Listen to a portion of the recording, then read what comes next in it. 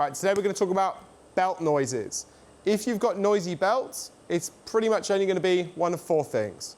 So it'll be timing belt itself, tensioner or idler, shouldn't be. On a vehicle of this age, it's already had the timing belt done. Auxiliary drive belt itself is frayed.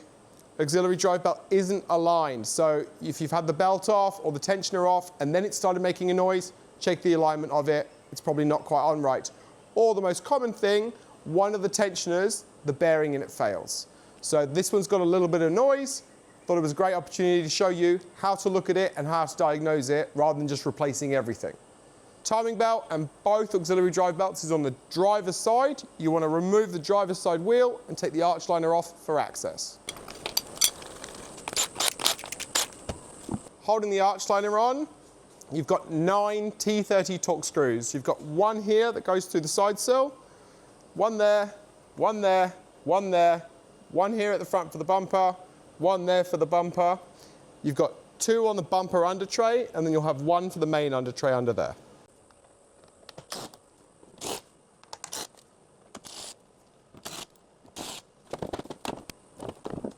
As you can see, this tensioner has a lot of movement in it, moving up and down.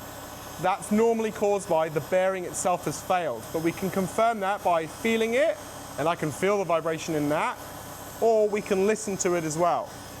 So you can use an automotive stethoscope, very similar to a medical one, it's just the end piece has got a long rod on it, all right? Put it in your ears, and then what you're going to do is you're just going to put the stethoscope on this bolt here, and you'll hear like a low rumbling sort of sound.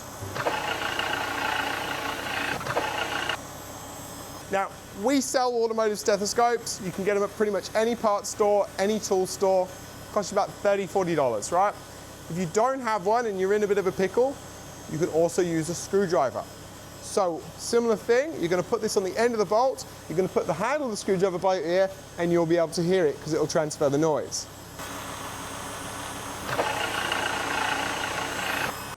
If this tensioner sounds fine, and this tensioner also sounds fine, that's ruled out your auxiliary drive system, okay? It can either only be the alternator left, the aircon compressor, so you would just listen to it on that center bolt, and you would listen to it on the alternator, do that from above.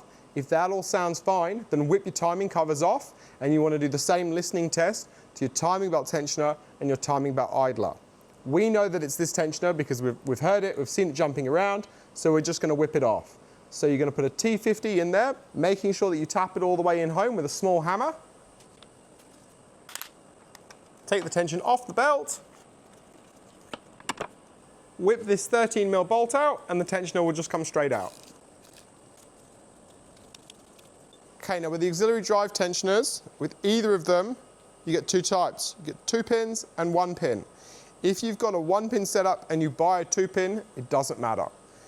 Just chop off the pin that you don't need, file it completely flat, they are just locating dowels.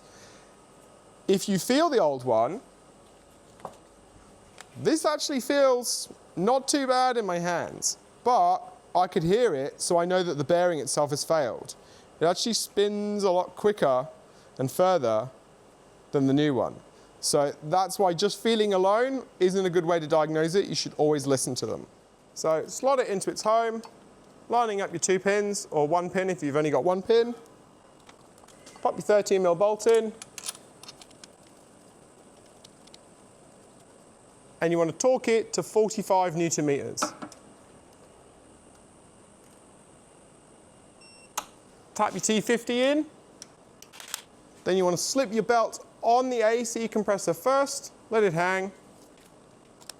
Move the tensioner upwards and then get the belt up and over the crank pulley.